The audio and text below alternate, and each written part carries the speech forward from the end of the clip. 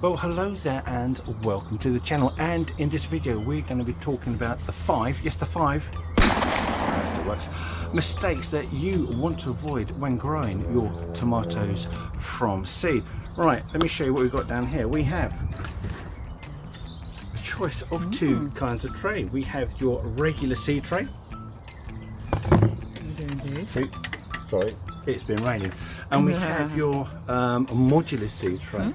Now, given a choice between the two, that's the one you want to use. And the reason why you want to use these, I will come into, but before we start, I'm actually going to sow some tomato seeds so you can see exactly how I do it. To begin with, you want to get yourself some seed compost, and if you haven't got any seed compost but you do have some regular multi-purpose, and you can make up your own seed compost, which is what we are going to do here. Now, your typical seed compost is generally a 50% mix of horticultural grit sand and peat, or peat likey, depending on what you've got. A regular multi-purpose compost is usually about 20% grit sand and peat, plus the additional nutrients and acidity stabilizers. So what we're going to do, we're going to put some multi-purpose compost in the big pot, we're going to put some grit sand in the big pot, we're going to mix it all up. The only difference that will be is that there will be a little more nutrition in this mix than you would get in a seed compost, but because we're growing tomatoes and they're not really going to worry about that, then that will be absolutely fine. So let's get on with it.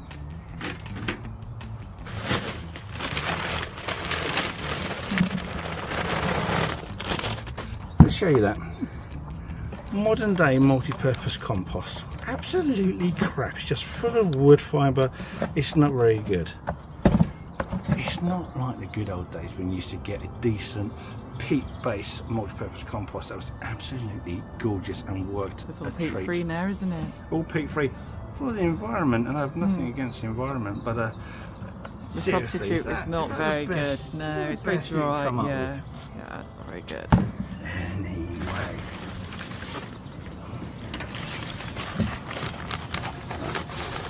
So it's approximately like a third grit. Okay.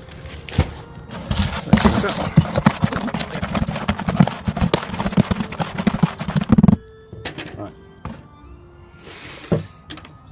When filling up any kind of tray,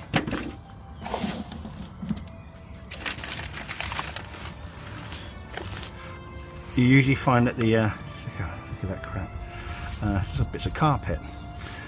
Just make sure that the corners are nicely filled, because it's usually the corners that don't get enough compost.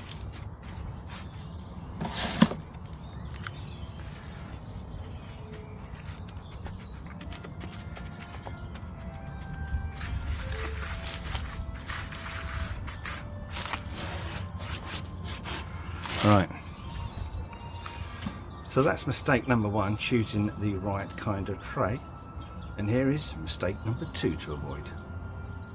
Right, this is the issue. Lorna, and my lovely wife Lorna on the camera. Lorna, where do tomato plants originate from? South America. Yes, I do. Did I? You got that one right. I got lucky. South America, from the subtropical, tropical areas of South America. So tomatoes, Solanum lycopersicum, is a subtropical plant. And so what we're trying to do is grow a subtropical plant in the temperate regions of the UK. So we have a lovely growing season which we call summer, and it's not very long. It's what, 3-4 months. And what you're trying to do is to grow your tomato from seed, get it to maturity when it flowers, and have it produce its gorgeous, tasty, edible fruits before the end of summer, because if it takes too long, your fruits will not ripen. You will not get a nice selection of tomatoes.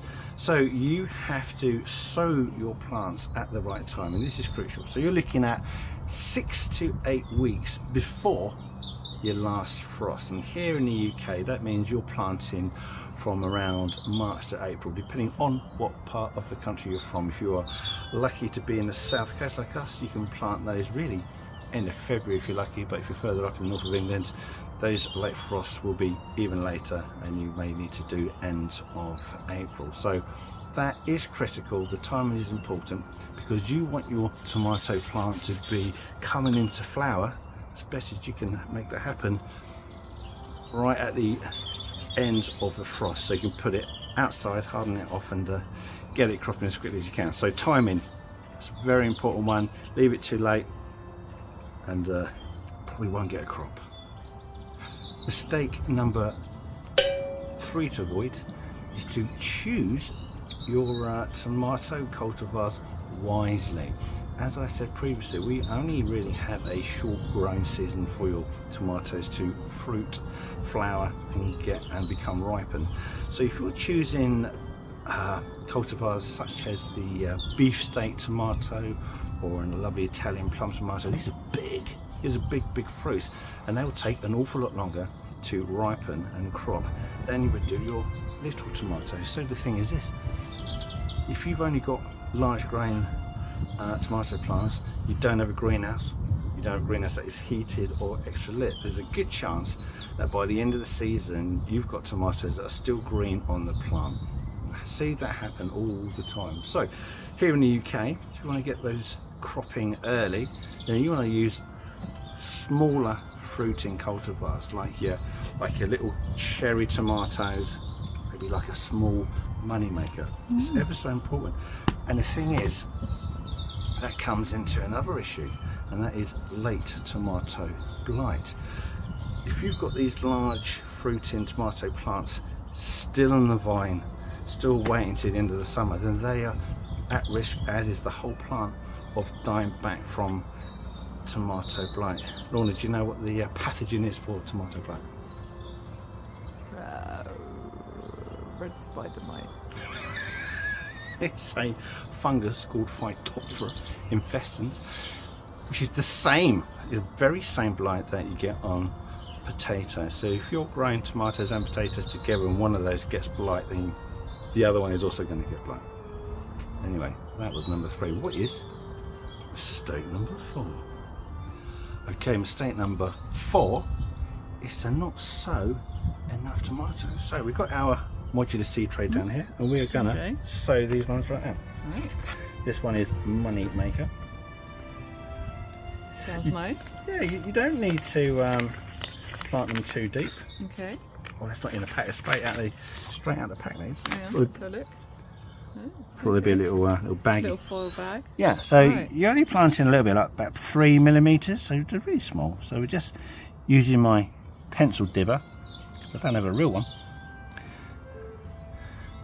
And we will get these in.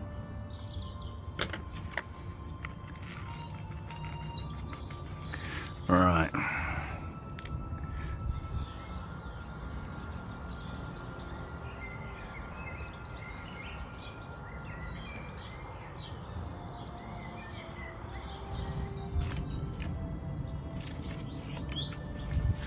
Right, now, look at me.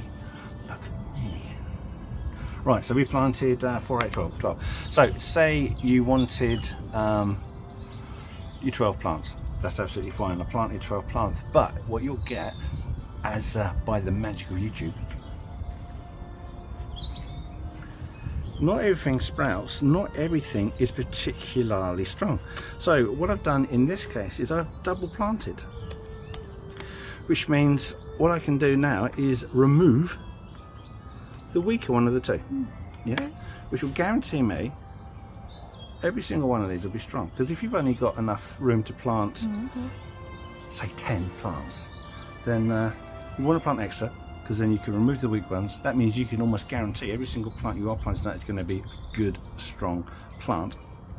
Secondly, if you plant more, that means where you have like very poor growth on some of these modules, these can be discarded. And a third point, if you grow more than you need, there's always a risk that some of your plants will fail. And if you've got several backup plants, that means that you're covered by it. You know, if you do get plants fail, you still got some spares, you can put them out.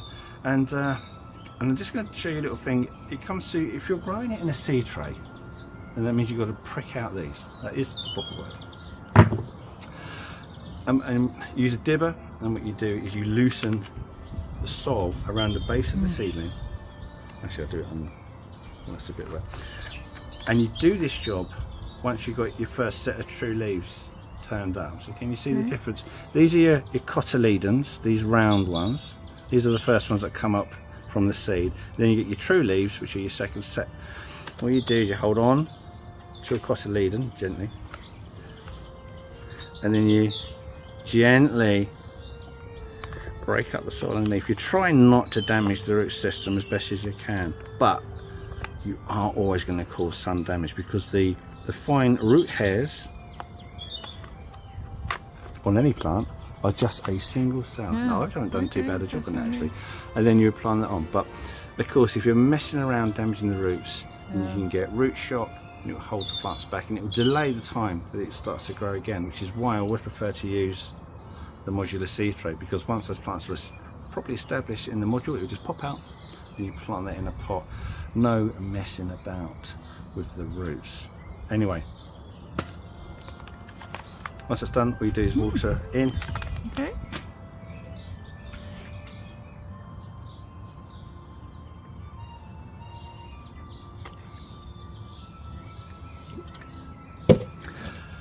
And you can either put that in the greenhouse or on a sunny windowsill where it keeps warm. And there's just one more tip. They do get very stretched when they're behind glass. So by gently putting your hand over it like this, it causes it to toughen up, restrict the growth, stops it getting etiolated. Okay. So mistake number 5, and well done for getting this far in the program. Once your tomato plants are established, they're in the pot, they are ready to go outside, you are going to have to harden them off. You want to plant these somewhere outside in full sun.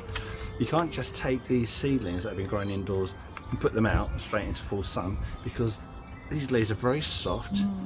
Ultraviolet light will damage all of this and you could lose the whole lot. And I've seen it happen before. People plant these directly out in full sun and they kill the whole lot. You've got to harden them off. It's like me going to Egypt today, where I've been sat inside, it's been overcast all winter.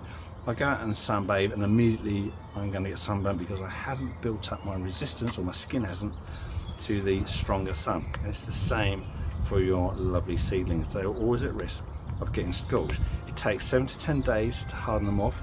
You first of all take them outside, put them somewhere in the shade, full shade, for a couple of days. Then bit by bit, every day you move it so it gets a little bit more sun, preferably a little bit of morning sun or evening sun. And then as time progresses and they build up their resistance to the sun, you move it further and further until after 10 to 14 days it will tolerate full sun all day long. Anyway, those are my 5 mistakes to avoid when growing tomatoes from seed. And if you've got anything that you would like to add to those, you're very welcome to. You can put that into the comments section.